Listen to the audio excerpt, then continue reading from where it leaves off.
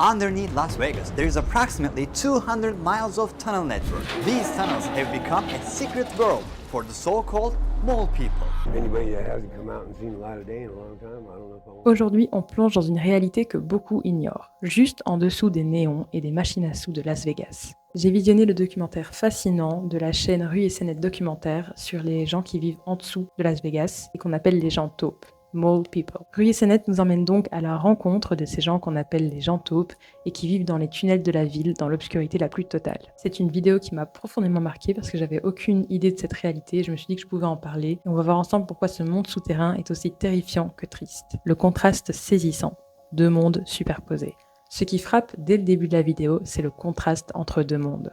Rui nous montre que sous le luxe des hôtels et les 15 milliards de dollars générés par les casinos, il existe un réseau de 200 miles de tunnels. À certains endroits, les résidents souterrains peuvent aussi entendre les voitures rouler au-dessus de leur tête ou apercevoir le Caesars Palace à travers les grilles. Comme le dit l'une des personnes interrogées dans le documentaire de Rue Sénette, la ville en surface n'est qu'une sorte de papier peint, conçu pour avoir l'air beau. La réalité qui se trouve juste en dessous est un piège mortel, une vie de danger constant. Rue Sénette met en lumière les dangers constants de cet environnement. Il parle notamment des inondations éclairs, et c'est sans doute le plus terrifiant. Les tunnels où vivent ces gens taupes ont été conçus pour évacuer les pluies, et même s'il fait beau à Vegas, une tempête non loin de là peut envoyer de l'eau dans les tunnels, et ce en quelques minutes. L'un des résidents que Rui va pouvoir interviewer, et qui est malheureusement décédé quelque temps après cette interview, explique qu'ils n'ont que 10 à 20 minutes pour s'échapper avant que l'eau n'atteigne 8 pieds de haut. Mais ce n'est pas tout.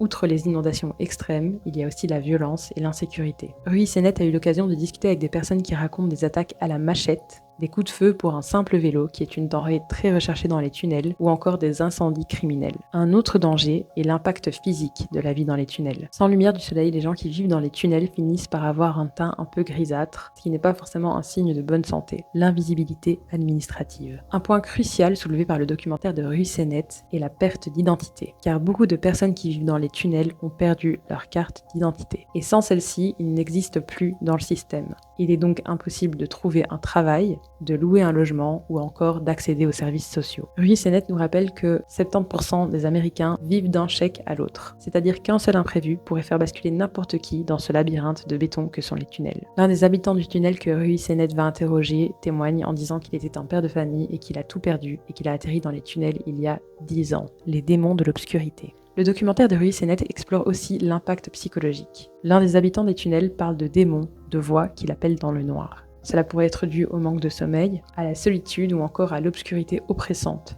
Rue Sénette parvient à nous faire ressentir cette atmosphère lourde, où l'obscurité n'est plus seulement une absence de lumière, mais aussi une entité qui vous efface du monde. Conclusion et crédit. En conclusion, j'ai trouvé que le travail de Rue Sénette pour cette vidéo était vraiment essentiel pour humaniser ces marginaux, finalement, ces exclus de la société. Ça permet de se rendre compte d'une autre réalité et de voir que ce ne sont pas que des statistiques. Ce sont des personnes humaines, des pères de famille, des artistes, des personnes qui percevaient un revenu auparavant, et ce sont aussi des survivants. Je vous encourage donc vivement à aller voir la vidéo complète de Rue Sénette sur sa chaîne pour soutenir son travail d'investigation. Et pour conclure, je voudrais ajouter que pour bien comprendre la situation de ces personnes, imaginez que la ville de Las Vegas est un miroir luxueux. Les touristes admirent leur reflet dans l'éclat des néons, mais les gens taupes sont ceux derrière le teint du miroir, dans l'obscurité et la poussière, voyant le monde mais sans jamais pouvoir le toucher.